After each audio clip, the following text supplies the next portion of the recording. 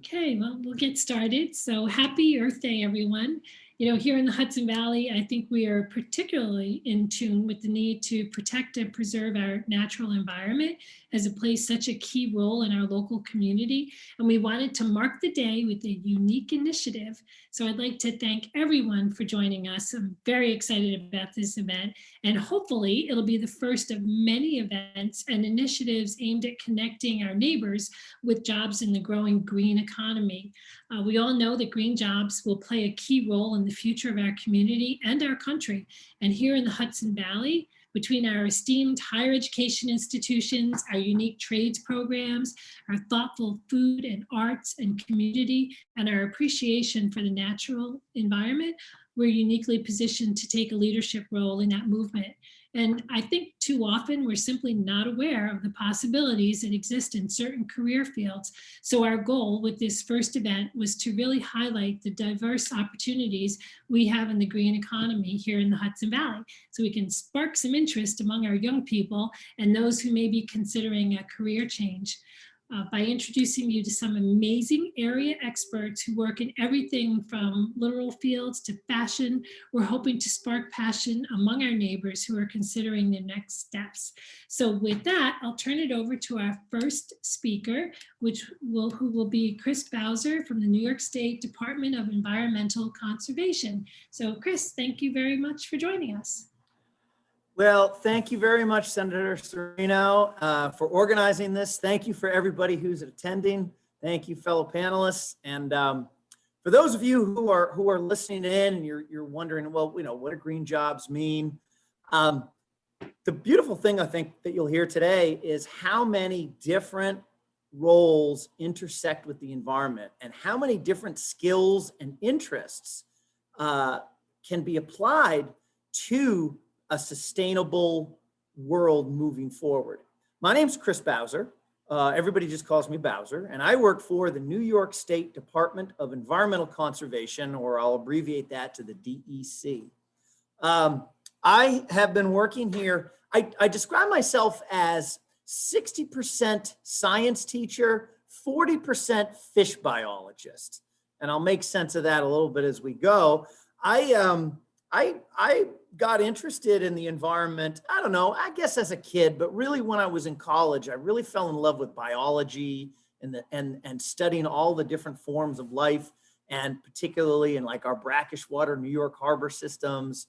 And I thought I was going to be like a research biologist. And I ended up, I did a few other jobs like the Peace Corps that really got me interested, not just in the science end of things, but in the communication end of things and in the education and teaching end of things. And I realized like, wow, I'm not gonna be a straight research biologist, but I do wanna have like a hand in field work. So I became an environmental educator, worked for a couple different agencies, and now I'm with the DEC, what's called the Hudson River Estuary Program and the National Estuarine Research Reserve. And I still get to be part-time teacher, part-time biologist. It's an absolutely fantastic job. And one of the things that I really like about it is that I get to interface with students. And I hope that in all the programs that our team puts together, I hope that in all these programs, we're able to show people of all ages how they can interact with their natural resources and become scientists. Community science is really what we shoot for, is to get people not just discovering their resources, but learning how they can be involved in the conservation and the research end of things of their resources as well.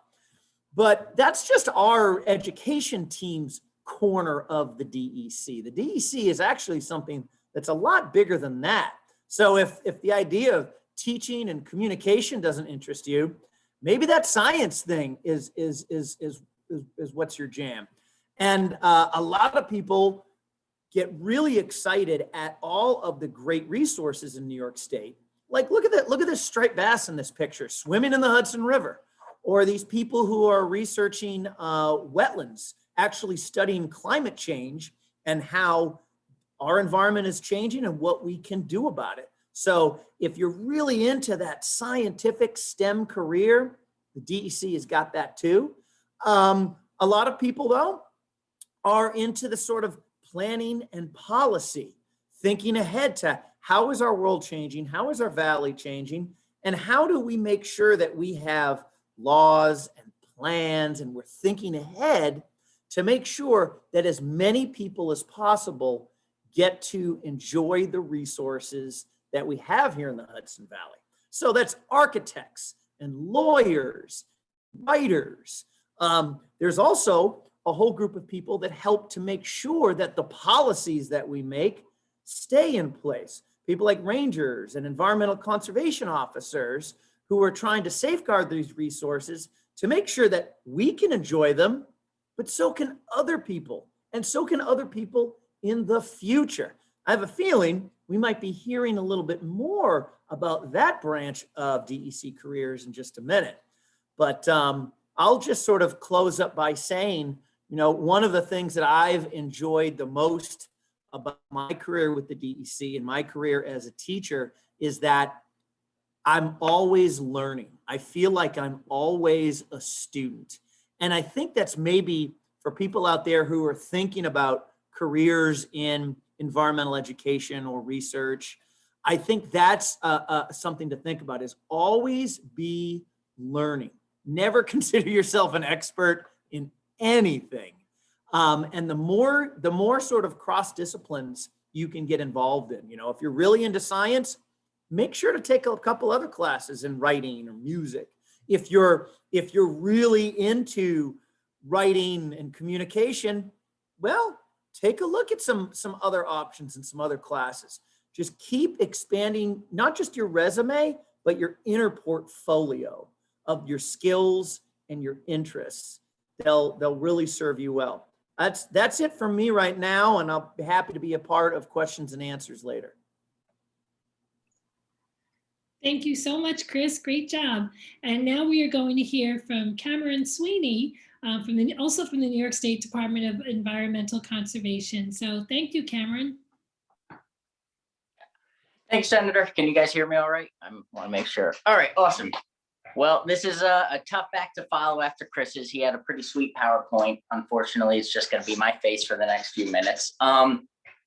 As Chris was saying, I also work for the Department of Environmental Conservation. I work for the Division of Forest Protection, and my job title is a forest ranger. So what makes that fit into this green job category that we're talking about today is we're outside pretty much every single day.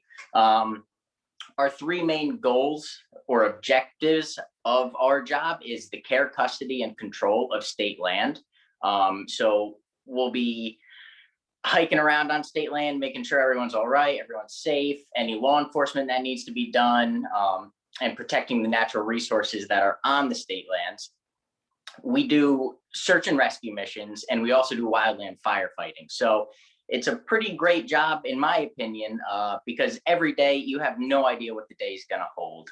You could wake up thinking one thing, and then the next moment you're helping out with a rescue out in the Catskills.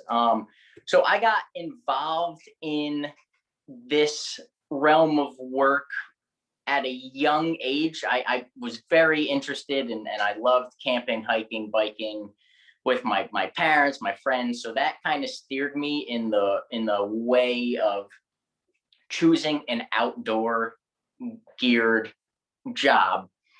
And then once I went to college, I really put my foot down and started taking the environmental science courses, conservation, ecology, all with the thought of hopefully getting this job. And luckily, years down the line, it finally worked out for me.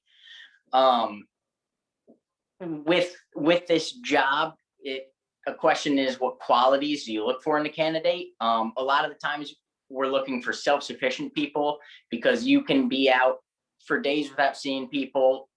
You also want to have good communication skills, because I love talking. I love chatting with people who are their first time camping, their first time hiking, making sure they know what is right and wrong to do.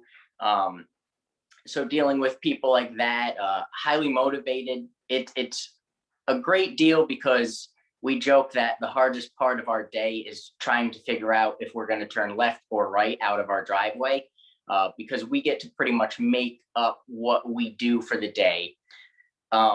So with the education aspect of it, if you're looking to go down this career path, which I strongly suggest, you would need a bachelor's degree with about 30 semester credit hours in environmental sciences, or an associate's degree in environmental engineering, forest management, forestry, or natural resource management.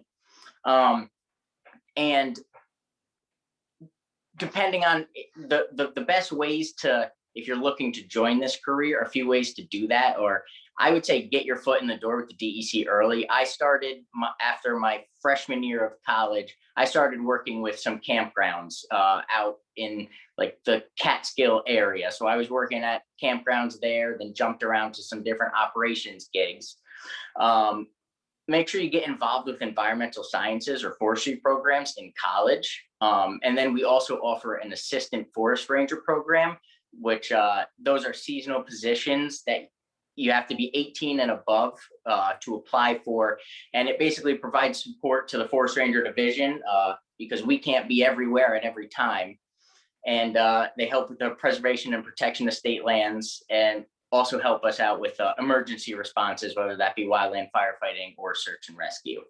But if you are interested in going down this path, you can look up your local forest ranger on the DEC's website, and we'll talk your ear off about it. We'll help you to the best we can and try and get you into this job if that's what you're passionate about, because we need more passionate people, and we would love to have some more fresh eyes and fresh people on. Thank you very much, Cameron. You know, both you and Chris, you can tell, really love your jobs. So that's amazing. That's great, right? The DEC is a great place to work for. That's awesome. Thank you. So our third speaker is Scott Keller from the Hudson River Valley Greenway. Scott, thank you for being with us today. Thank you for inviting us, Senator, and for hosting this event on Earth Day. And I wanted to be a forest ranger when I grew up, but sometimes life's paths take us a different way. I am Scott Keller. I'm the executive director of the Hudson River Valley Greenway and the Maurice D. Hinchy Hudson River Valley National Heritage Area. The Greenway is a non-regulatory New York State governmental entity created in 1991 in order to continue and advance the state's commitment to the preservation, enhancement, and development of the world-renowned scenic, natural, historic, cultural, and recreational resources of the Hudson River Valley, while continuing to emphasize economic development activities and remaining consistent with the tradition of home rule, municipal home rule. And I read that straight from our legislation. The non-regulatory aspect means that we are as much in sales as we are in government. Nobody has to work with us. It makes us somewhat unique in state government, maybe in any government. What also makes us unique is we make money for the taxpayers. A 2016 congressionally mandated economic impact study of our programs found that together they generate nearly $1 billion in annual economic impact, create nearly 10,000 jobs each year, and return $112 million in tax revenues to federal, state, and local governments. Based on our budget, that's a return on the taxpayer investment in the Greenway of $103 for every dollar that we receive in state and federal appropriations. The Greenway area encompasses all of the counties bordering the Hudson, from Saratoga and Washington south to Rockland and Westchester, and the shorelines of the Bronx and Manhattan. The population in our area is about 5 million people, and we have a staff of 5, which makes us one of the smaller state agencies. The Greenway is working with 287 of the 324 communities in our area. We've designated over 1,100 miles of trail on land and over water, and just finished constructing the Empire State Trail all across New York. None of this was accomplished without our many partners in and out of all levels of government, including the Senator and Chris and some of the other agencies represented here today.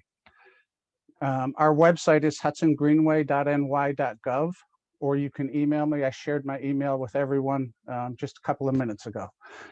The Heritage Area, the National Heritage Area, was created by Congress in 1996 in recognition that the Hudson Valley possesses important historical, cultural, and natural resources, and in order to preserve, protect, and interpret those resources for the benefit of the nation. Our management plan recognizes 3 themes: freedom and dignity, corridor of commerce, and nature and culture. The heritage area has 107 designated heritage sites and covers the same areas of the Greenway, except that New York City and Saratoga and Washington counties are not part of the heritage area. The heritage area organizes the annual Hudson River Valley Ramble in September. We provide heritage development grants for programming and interpretation and in marketing. We also provide event sponsorships, and working with our partners at the Preservation League of New York State, we offer technical assistance grants for studies such as building condition surveys, specialized conservation, feasibility reuse, and handicap accessibility and other technical studies. Working with the Greater Hudson Heritage Network, we offer training on a variety of historic preservation techniques and methods, as well as e-outreach. We have also developed a Hudson River Train Tour app that lets you know on your cell phone what you are about to see outside the window of any train traveling anywhere between New York City and Albany. And also, if you're in a boat and you happen to be on the East Shore. Included with the app are 29 stories and oral histories. Finally, we have a series of 6 map guide brochures, including our newest on Dutch and Native American history. All of those can be found on our heritage area website, hudsonrivervalley.com.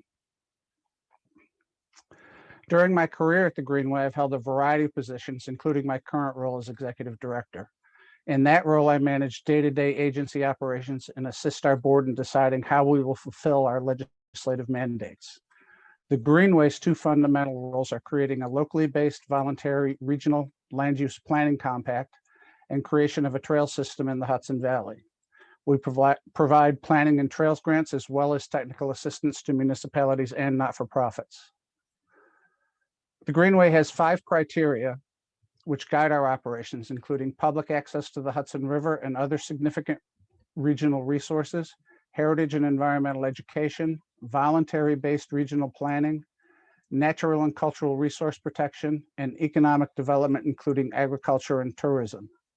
Those last 2 are a little bit tricky, as they are often viewed by members of the public and even some people within state government as incompatible. But the single best way for any community to help the environment and have a vibrant economy is to create a series of resource inventories leading to the development of a solid, comprehensive plan that protects critical environmental areas and promotes compatible economic development in the areas which can tolerate that development. My father actually spent his career with DEC, so I grew up in a household that respected the environment. He actually worked in Region 3. I've always had a love of the outdoors and believed in environmental protection as a means to a better, more healthy life for all. But I observed that environmental protections are often one of the first things to be cut during a budget crisis. Those crises are often brought on by a poor economy. Often these cuts were imposed due to a misguided sense that economic development and our environmental protection are inherently incompatible. In fact, study after study have found that both people and companies look to settle in areas where both the economy and the environment have a lot to offer. The Hudson Valley is one of the most ecologically diverse areas on the planet, and the settlement patterns in the valley offer something for everyone: rural, suburban, urban, mountains, rivers, lakes, and flatlands. I began my career in 1986 as an accountant, which is not normally thought of as a green job, but if you're working for a green organization, it's a green job. I began it with the organization that became the Greenway in 1991. I have a degree in accounting and a master's in environmental studies. Over time, I became the special projects director working on our land trail and eventually became responsible for creating the Hudson River Greenway Water Trail, a nationally designated water trail for people operating kayaks and small boats. In fact, I used to commute to work in a canoe across the Hudson from Esopus to Norrie Point, where Chris is sitting right now. In 2016, I became the executive director. When we do hire people, we look for highly motivated self-starters who have at least a rudimentary understanding of the complex relationships between planning, environmental protection, and the importance of educating the public about both. We prefer experience in a work environment, but not necessarily someone who has worked in our field before. We are a unique agency, and we always have to train new employees in how we operate. particularly if they've worked for another governmental agency. We often take people straight out of college. Currently, as with all state agencies, there's a hiring freeze, and we have no current openings within our current budget level. But keep us in mind. We generally look for people with a degree in planning, environmental policy, or recreational resource planning, depending on the position that is open. A master's degree is preferred, but it is not required.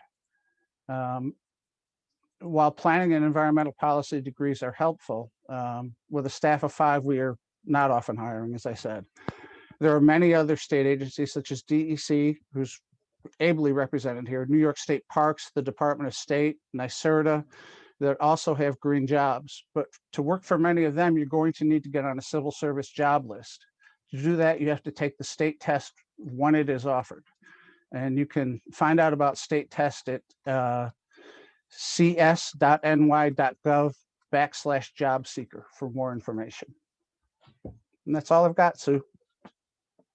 Great, Scott. Thank you so much. And I'm so glad that you mentioned about doing accounting, because that's traditionally, like, you wouldn't think about a green job with that, but that just shows you, like, thinking outside of the box. You never know what your unique skills are going to have a pathway into the green jobs as well.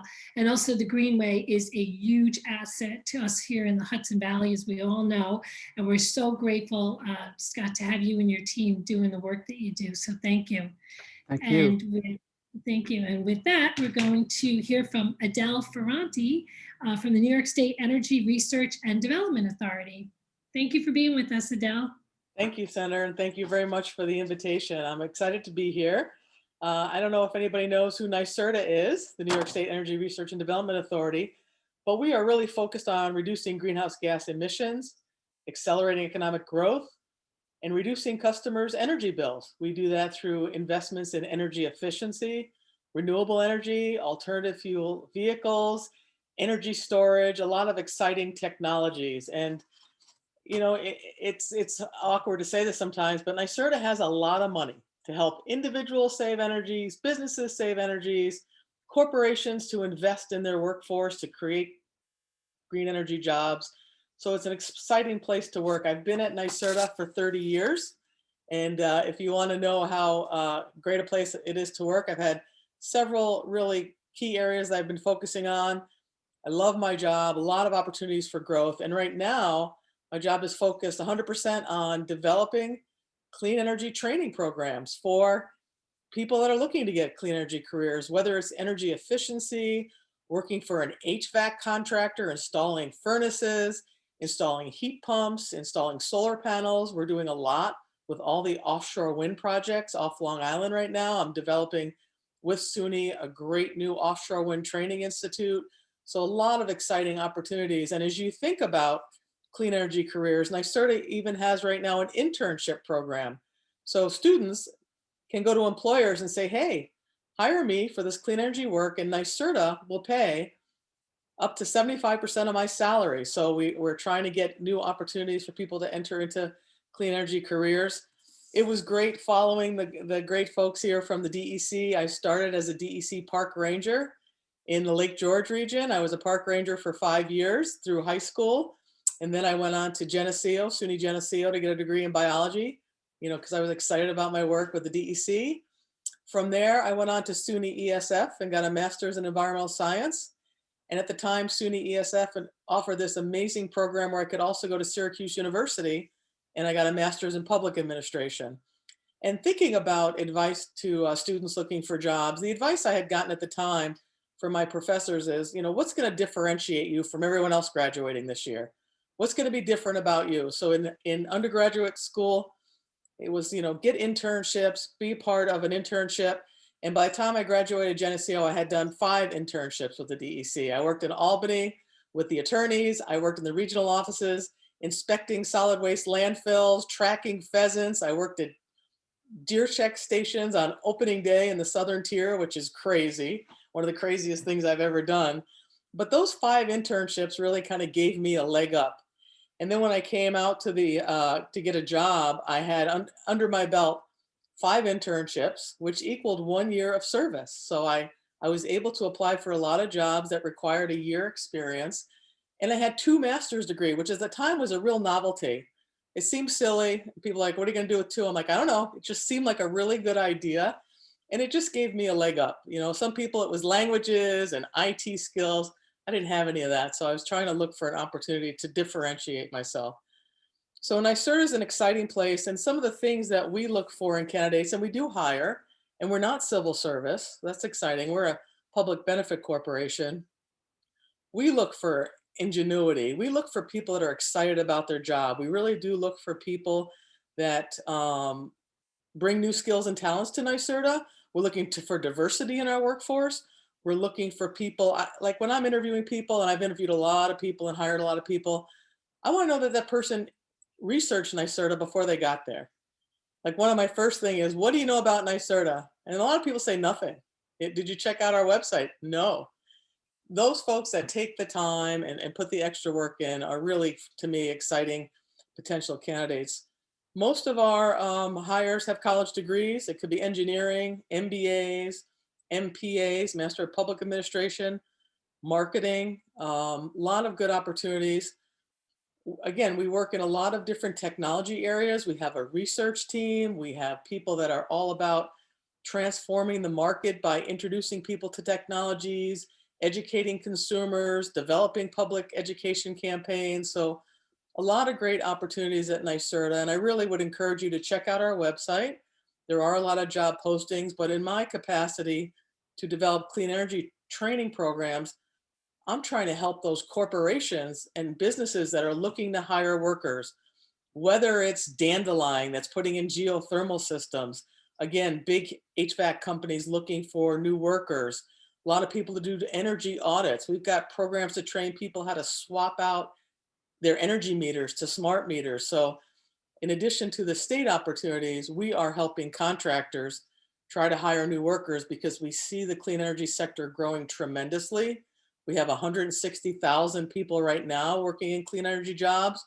Before COVID, we saw growth rates of 4, 5, 6% a year. We're hoping to get back to that very soon. So it's an exciting opportunity with a lot of job potential in renewable energy and energy efficiency. Thank you. Thank you so much, Adele. And it sounds like you travel all over the place too with your job, right? Pre-COVID, I did, for sure. Oh yeah, pre-COVID, yep. And I love the Hudson Valley, but I love that you're doing the work in the Adirondacks too. Another favorite place to be. So thank you. Thank you for your energy too. And now we're going to hear from Greg Dean from Quality Environmental Solutions and Technologies. Thank you, Greg. Hello, Sue. Hello, everyone. First off, I'd like to thank Senator Sue Serino and her staff for putting this on today. It's a wonderful opportunity.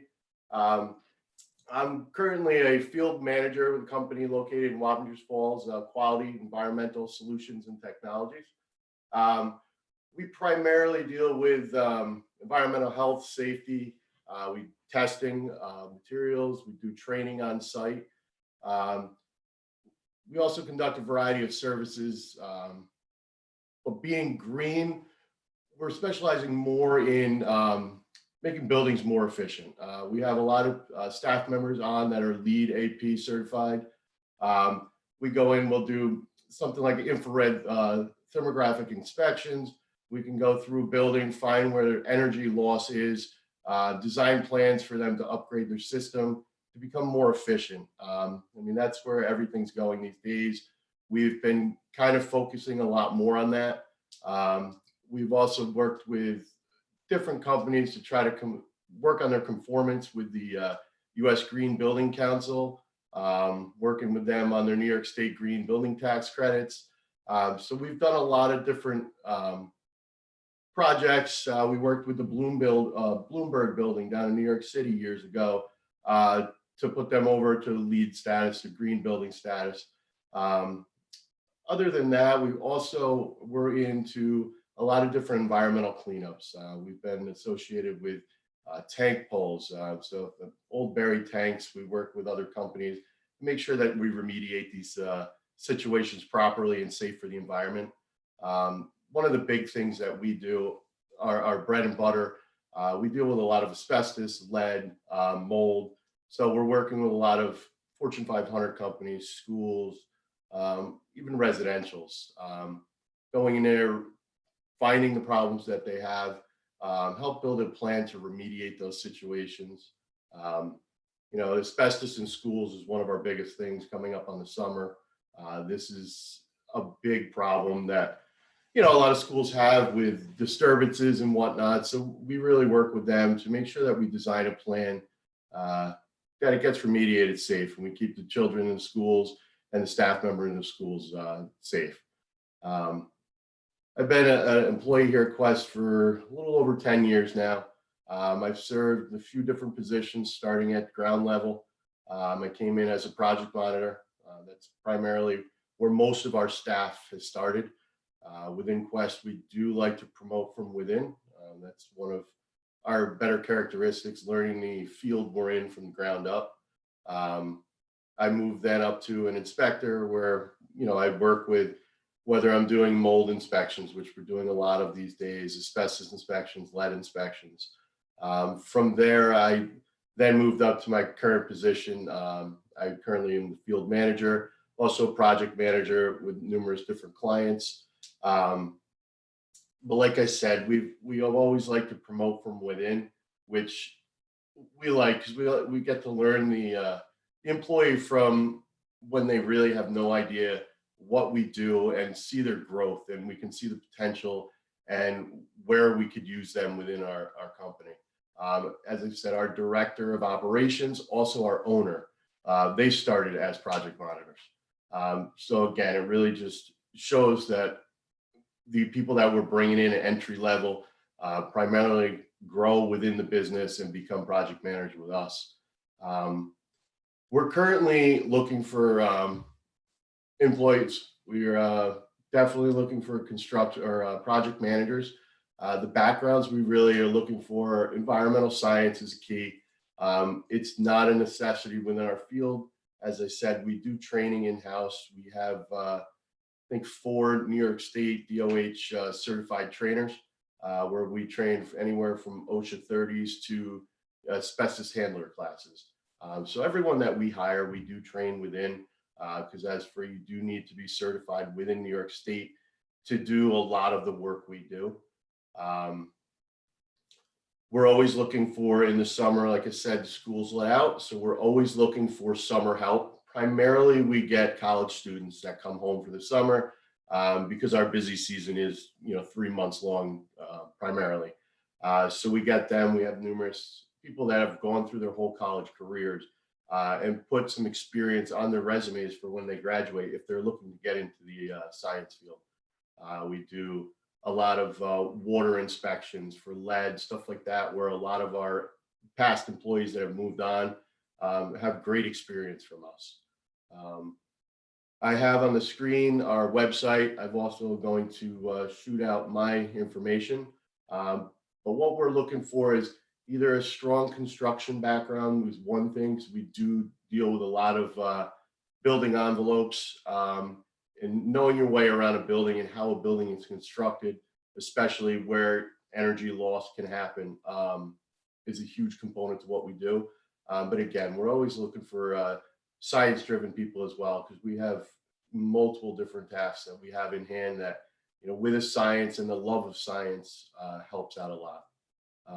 And again, I want to thank Senator Sue and her staff for putting this together today, and all the other attendants as well. Thank you so much. Thank you very much, Greg. And also, I know there's been a lot of talk about college degrees being necessary, but Greg, I think with you guys too, you have an opportunity for people that are in the trades that they might be looking for these type of jobs, and so they could inquire with you as well. Absolutely. We have many people on our staff that college might not have been a thing for them. With New York State, they do require it. Anyone working in the asbestos field has to be at least 18 years of age and either a high school or a GED, high school diploma or a GED, but there is no requirement. Like I said, we do all in-house training here. That's great. Very good. Well, thank you. Thank you, sir. And now Thank you. Tell Larry we said hello too. I will, thank you. And now we're going to hear from Ashley Allred from the Kerry Institute of Ecosystem Studies. Thank you for being here, Ashley.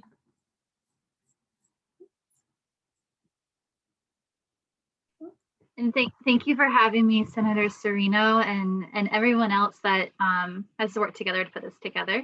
My name is Ashley Allred, and I am the Education Program Leader at Kerry Institute of Ecosystem Studies.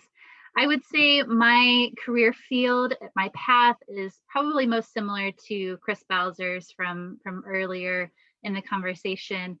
But what I'd like to share is that as an environmental educator, you could end up working for a multitude of different organizations. There are so many different kinds of nonprofit organizations and for-profit organizations. And so my example is focusing on Kerry Institute, which I'll share a little bit more about. So Kerry Institute, we are an independent nonprofit research facility in Millbrook, New York. And it's such a cool place to be. I've only been here for 1 year so far as education program leader. And I've learned so much. There are so many scientists, so many ecologists here that are doing amazing research, not only in New York, but in the country and around the world. And they are focused on finding environmental solutions to a lot of the issues that we experience.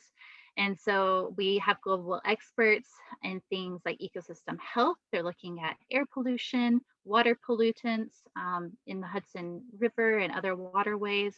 They're looking at urban ecology as well.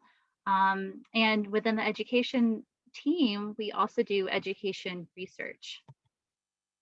We also have a lot of experts in the ecology of infectious diseases, very relevant right now, obviously, but also at a local level, doing a lot of research on things that really impact our communities, such as Lyme disease, West Nile virus, and looking at things that impact our waterways and other species around us, like zebra mussels in the Hudson River.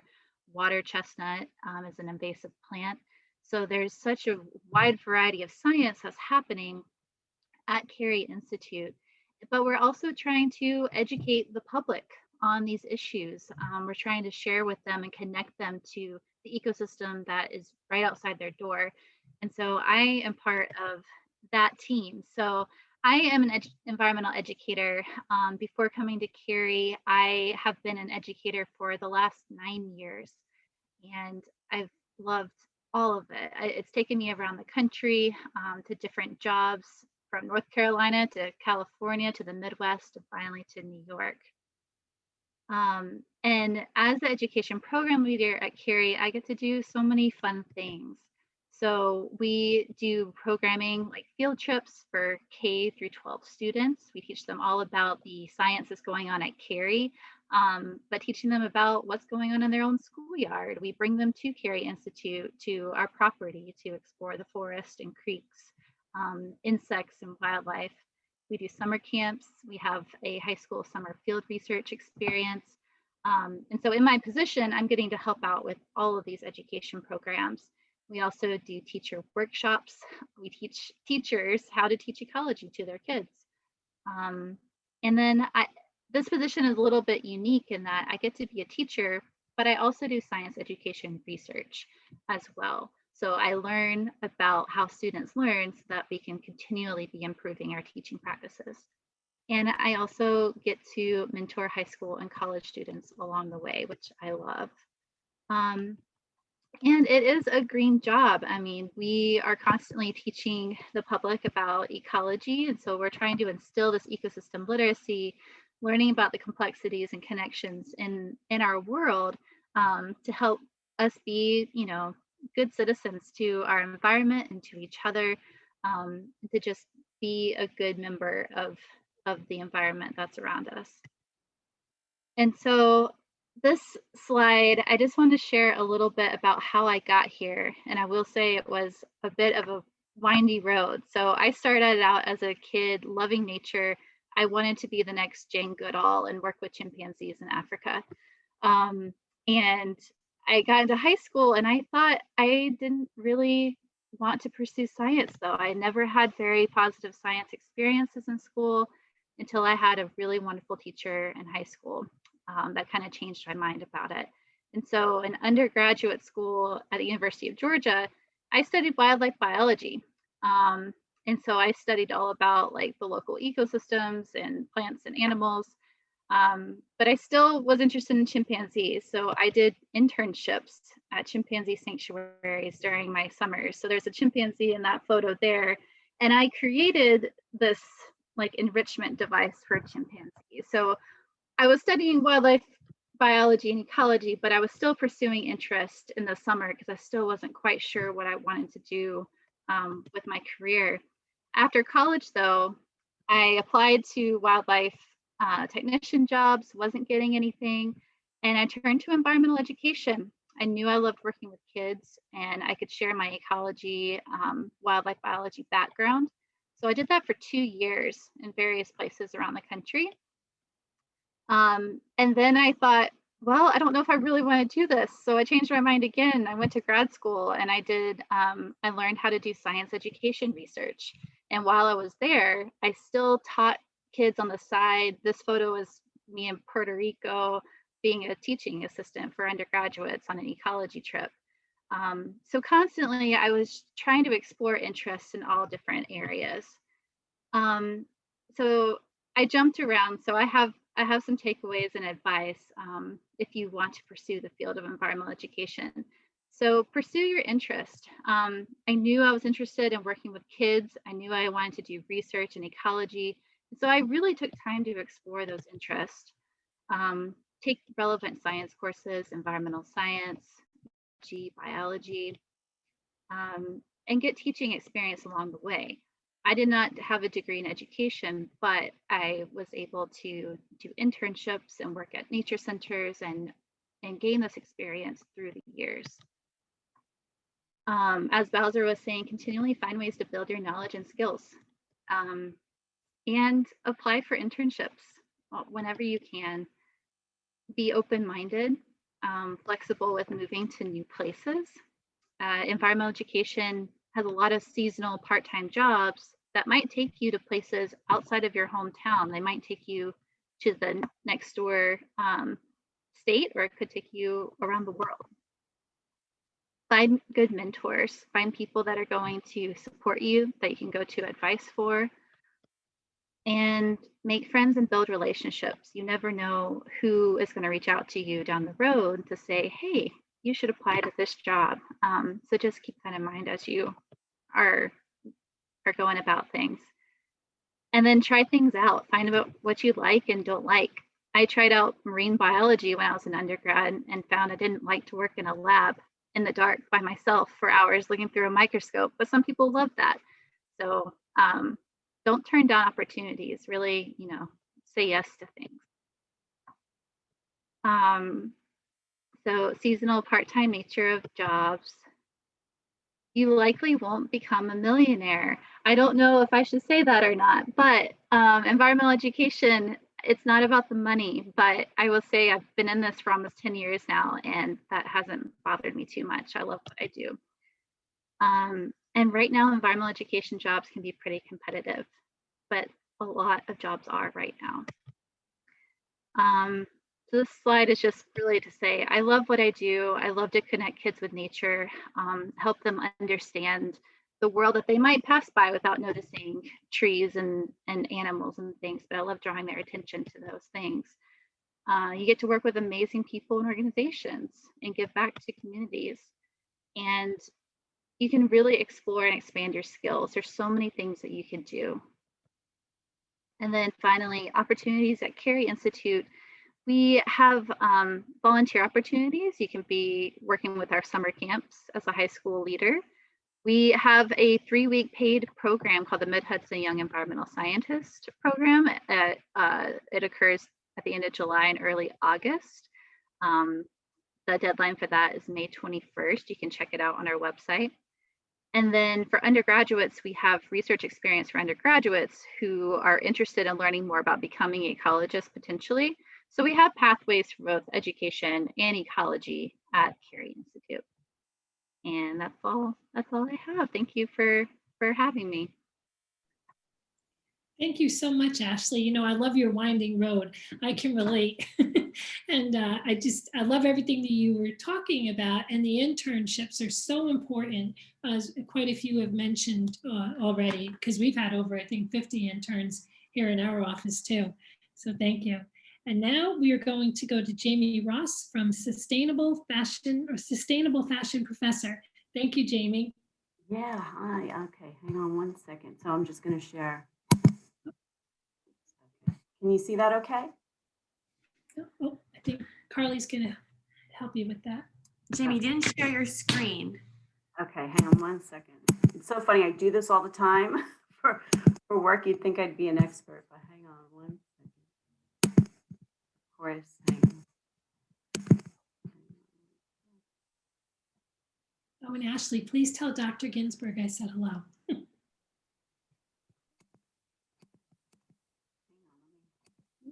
Go back. I'm going to try it again. Okay, can you see it now? Yes, yep, we're all set. Perfect. So sorry for the delay, but I want to thank you also, Senator Serino, for having us, and for the other panelists. And I can't agree more on the internships. I'll get into that.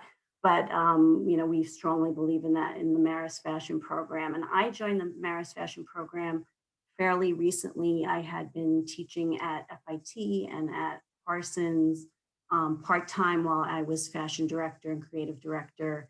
And it seemed like an unusual intersection between sustainability and being a fashion forecaster. And a lot of people thought, how do those two go together?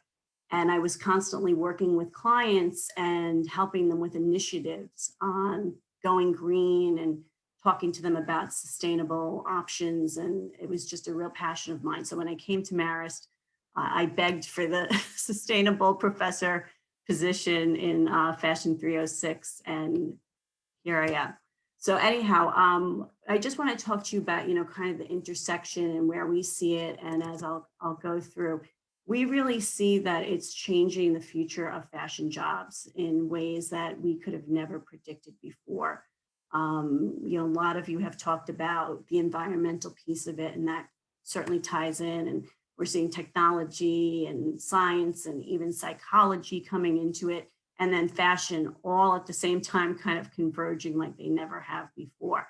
What you see on the right-hand side is our fairly new steel plant building, where we're really doing some incredibly innovative initiatives in our fashion program. And I'll get into that. But you know, what we realize as a program is that sustainability is no longer an option, but it's an imperative. And really, as we're looking at the jobs in the industry, companies, brands, and retailers are investing in this job creation to integrate new green initiatives like never before. So one of the things that we're looking at is careers in sustainable material production. And it's interesting that I have some capping seniors right now who are working on a project in our Creative Resource Center. And they're actually working with the Hudson Valley Textile Project, which I have linked here. And we're also working with the Design Library in Wappinger Falls and looking at ways to sort of, as we say here, normalize better options to fabrications. Because what we found is that 60 to 70% of the environmental impact in fashion is coming from the fiber and fabric choices.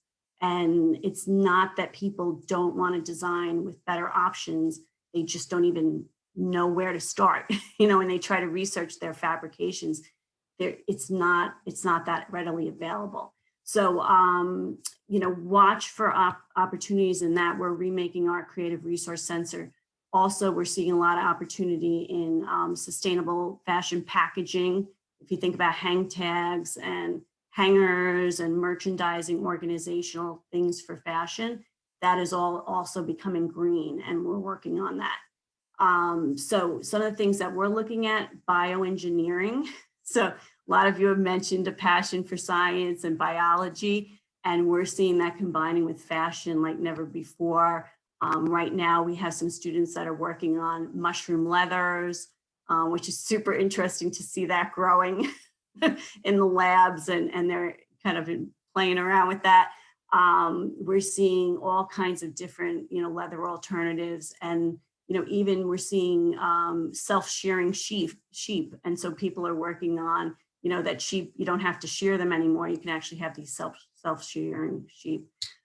Textile chemists and all kinds of textile dyeing, recycling, upcycling, people looking to the Hudson Valley and to nature for vegetable, root, berry dyes.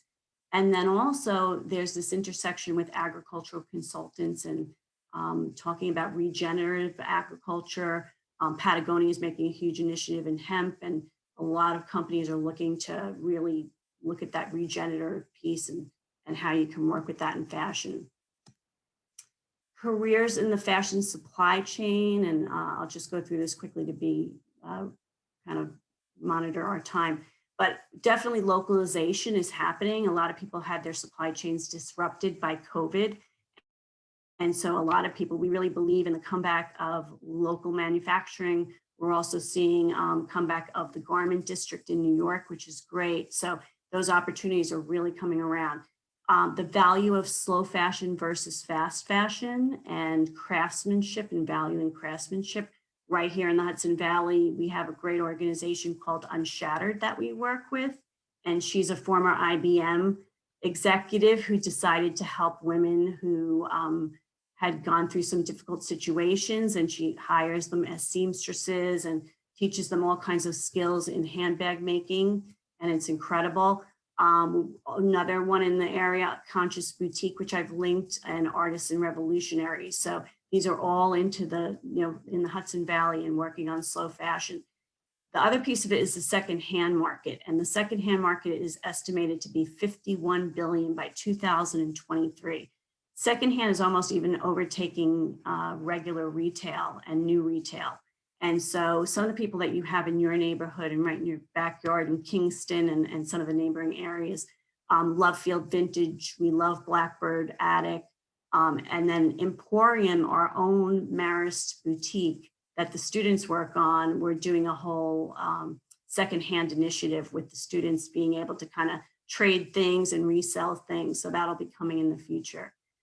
Also watch the whole mend and repair piece of it, which we're watching. So supply chain managers, so looking at things from fiber to factory. This is a huge, I see so many job opportunities in this area. Personal stylists, if you have an interest in styling, and maybe some of you think about, oh, I'd love to be a celebrity stylist.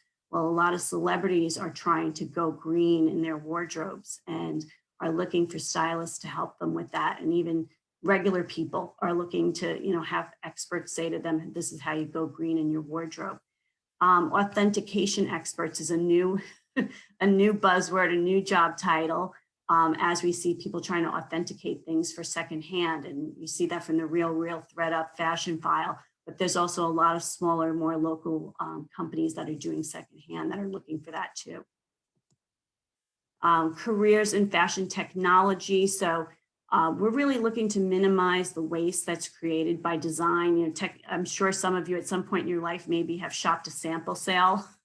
Well, soon that will be a thing of the past, because we're not really seeing as many sample sales because people are investing in 3D design initiatives. So we have those programs at Marist Fashion Program.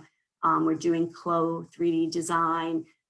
People are working with Alvanon, which is a 3D solution. So you're basically designing on a screen and eliminating the samples, which is an incredible saver. So all that digital design, minimizing waste, sample sales, you can do custom fits, you can create more fits for everybody. Analytics and statistics that deal with sustainability, making more informed decisions. Trendalytics is one of those avenues. I've linked that there. And then also, people aren't flying to trade shows right now, right? They're not going overseas to trade shows. They're not doing the typical trade shows, which is saving a lot in terms of the carbon emissions and whatnot. And so we're seeing people like Brand Lab Fashion and other people who are doing really allowing these platforms for trade shows online, which is great.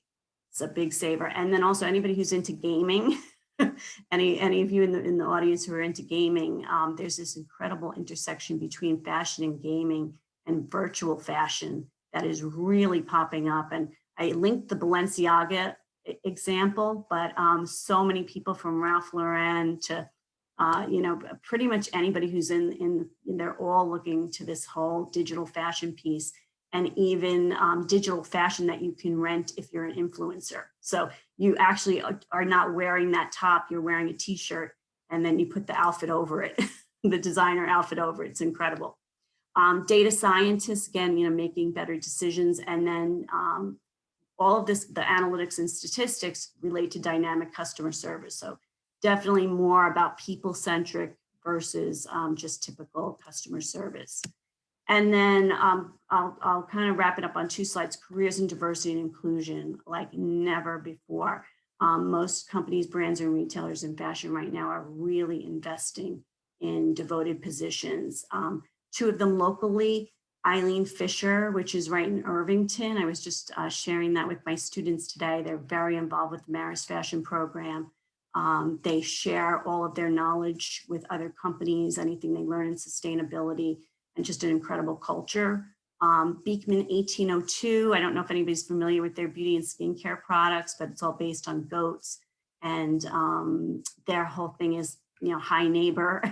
And we're actually working with them on a new packaging initiative where it's easy twist caps. So our senior students are working on that right now with them. Chief diversity officers, a role that really hadn't existed up until recently, is becoming really important in the fashion world. Of the 47% of the S&P 500 companies with chief diversity officers, 63%, according to Vogue Business, were appointed in the last 3 years. And I constantly see this title turning up of the chief diversity officer. So it's really, companies looking for those public-facing initiatives and internal training. It's kind of the new HR, as I say, and that's how they're recruiting. And I'll wrap it up. I keep telling my students, if you have a passion for law and a passion for fashion, this is kind of where I think the next piece of it is going to be, because we've had so many unprecedented cases around diversity and inclusion and equity in the fashion space, and lawyers that just aren't equipped to kind of have the knowledge to know what to do with that. And so they're hiring experts in the fashion field at that intersection. Actually, this is the first time that the New York City Commission on Human Rights got involved in a Prada case where Prada had some offensive windows. And actually a New York lawyer sued them for the offensive windows. And it was the first time that New York City Commission got involved on the case. And so all of Prada's staff had to go to diversity and inclusion training as a result, which is super unprecedented. I'm sure you guys have seen all the news about Gucci and Dolce & Gabbana. And this is, really just a huge and growing area of the field, and cancel and call out culture really leading to accountability culture. And that is that. So, again, we're happy to discuss with students any options that you might be interested in on that. That was great, Jamie. Okay. Thank you. And I'm sure you know Lydia. I'd like Yes, to say Lydia. Lydia was Lydia, nice enough to connect us. Yeah, and Lydia, of course, ran the fashion program, I think, for 18 years at Marist, and the store, and the internship program. That's why we have such a great internship program here too. And boy, that was really fascinating with everything that you spoke about. Thank And everybody else. Yes, absolutely. And when you talk about the little things that you can do to go green, one of the things that I started doing was going to my dry cleaners and not having them put the plastic on, because that plastic is such a waste. And I pick it up quite often, so they have just the paper on the top. So it's just something that I like to mention, because, it just starts by doing one little thing. And, little things, and buy less, buy better. Less, yeah, little tiny things. So we have a few questions. So let's see. One of the first questions is, are there internships for high school students, or just high school students, or shadow opportunities? because the Carey Institute touched on this. I don't know. Would like to, I see Chris shaking his head. Yes, we do have internship opportunities for high school students, particularly volunteer opportunities. And the last 16 months or so, things have been a little bit slower than usual on that front.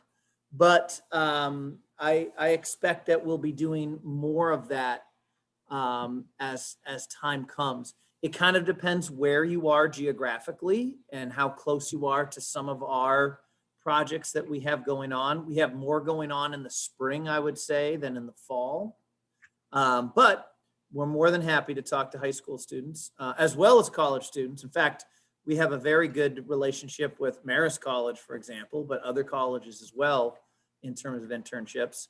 For high school students interested in that, my email address is in the chat box, and please follow up with specifics. Yeah, thank you very much. And then we have another question. Do any of your positions work on limiting light pollution, specifically its effects on migrating wildlife and preserving our night skies, stargazing? Would like to answer that one. I'll take a crack at it, Sue, if you want. Great, The thank Greenway has given planning grants before to communities looking to reduce their light pollution through their planning efforts, and as well as those looking to scope out buying street lamps and things with that give off lower levels of light. But we don't have a position specifically for that. Okay. Yeah, that was an interesting question. And now here's another one that's interesting too. It says, are there any fields where New York State specific certification requirements potentially serve as a barrier to drawing in workers from other states that are interested in working in green jobs in New York?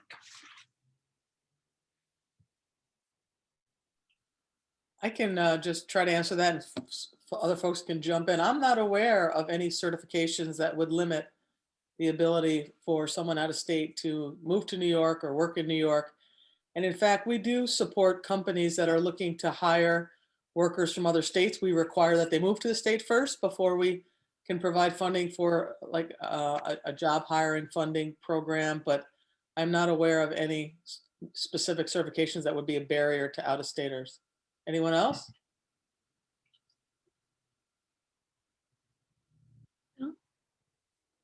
Okay, I think that was the last question, and I can't thank the panelists enough. This was so interesting, and each and every one of you absolutely love what you do. The enthusiasm was just amazing, and I feel so inspired by everything that we heard here today, and I can't wait to see what the future brings to this great field. So thank you so much, and we look forward to doing some more of these. And if anybody would like to get a hold of anyone, I think they have all of their information is in the chat. So because I know we kept a good amount of participants through the whole through most of the time here, so this was great. So thank each and every one of you for participating today, and I feel like I learned a lot. Thank you. Thank you. Thank you, Sue. Everyone. Thank you very much, Senator. Take care. Happy Earth Day. Thank you. Thanks. Bye-bye.